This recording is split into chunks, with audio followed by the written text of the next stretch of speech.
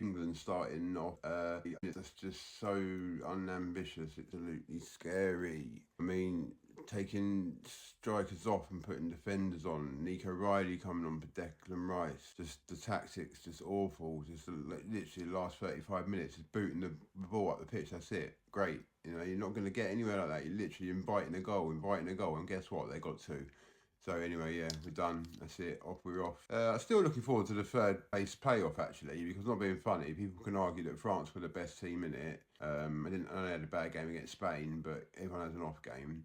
And England, I'd say, deserved to win against Argentina up until 55 minutes. So, you know, really, that's a sort of final in itself. So I'm taking that as if we beat that, then we've done really well.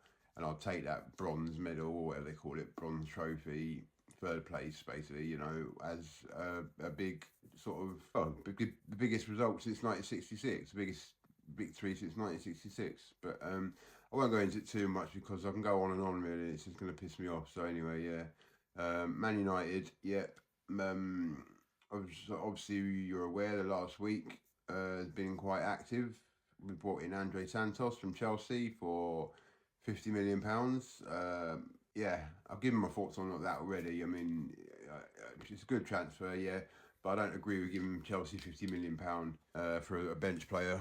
You know, someone they can go and now strengthen their squad with to beat us next season. You know, if they go and buy, I don't know, just someone decent basically that we could have bought with that money, then that's going to really annoy me. But anyway, it's done. I welcome him to the club. I'm happy with the transfer. Same as Tielemans. Done very quickly, that one.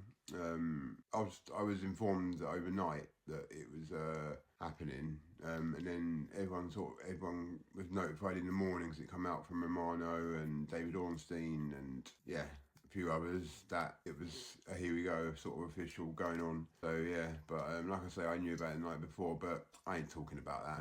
Yeah, you just know where you heard it first. But I didn't actually put it out there because it wasn't official at the time, and I thought, you know, not being linked to Tielemans, but let's just see, like, so yeah, I was quite happy that I was told that beforehand. Anyway, and then next up though, right, I've heard. Sorry, I can't forget Carl Darlow. I mean, no disrespect to him, but that's not. It doesn't excite me. I mean, he's a good goalkeeper. Yeah, welcome into the squad. As back up to Sonny Lamans. And to be fair, if you look back at last season, our game against Leeds, I think it was at Leeds, he put in a really good display. I remember him making a save from Mercedes Cunha, and thinking, oh, whoa, you know, that's a good save, right? So yeah, I'm impressed by that. And maybe not being funny, maybe that was the audition that won him this Man United transfer. Yeah. Anyway, next thing I heard was this morning, Rio Ferdinand saying yesterday morning, Rio Ferdinand saying on 30 Reacts, which obviously is his show, that we've agreed a fee for €45 million for Man Utd. Now, I haven't put that up as official or anything, and if you look back on my posts, I timestamped a post named transfer plans, and I've put in the post one of Alex Scott, Manu Kone, Camavinga, João Gomez. And then about 3 hours later, they get that from Rio Ferdinand saying that Manu Kone is a real deed. But I'm sorry, but it's AI. I really do think that's an AI video. It's very good. I mean, it does actually sound like Rio Ferdinand. It's not just a voiceover. And it does look like the background of where he is at the minute. And it says on 30 Reacts, but not being funny, you can get AI to put 30 Reacts up in the top corner, and you can get those voice, you know, changer apps that change your voice to anyone, and Rio Ferdinand might be in one of them apps. So I just got a feeling it's AI. I don't see why, not, again, no disrespect to Rio Ferdinand, but I don't see why only Rio Ferdinand would know before other people, you know, tier one journalists. I mean, my mate of mine, Mark, I won't say his surname because it's not up for me to talk on him, but he owns a very respectable YouTube channel. So I'll just sort of give you a clue that stands on United, and he walks across a bridge made of gold. So yeah, take that from you will. But yeah, anyway, my mate Mark told me that Manu Kone is being looked at. Camavinga is being looked at. I've been linked to Alex Scott for a while, and another source of mine, again I won't say who, but he's more involved in the the data analysis side of recording data analysts at Manchester United, works from Carrington. That's how I get the training ground squads. And that's how I told you about JJ Gabriel being involved in the first team training yesterday. The day before he wasn't. He had Chido Obi, Jaden Campson, a good few other players. Dan Gore was there, Tyler Fredrickson. I can't think of it else. So again, you have to look back on my post if you want to know. But yeah, so they were there, but JJ Gabriel wasn't there, and I was thinking, well, where's he at then? But anyway, he was there. He was in training yesterday. So we got Wrexham on Saturday. I know it's a friendly, so being that it is a friendly, I think we could see part of the game anyway. We could see our first look at Andre Santos. Tielemans won't play, okay? I say that now, so don't expect him to, because he's on a rest period now, because obviously he's come back from the World Cup with Belgium, so he's on a rest period now. Oh yeah, as well, going back to England, Kobbie Mainoo, man, I feel so sorry for him.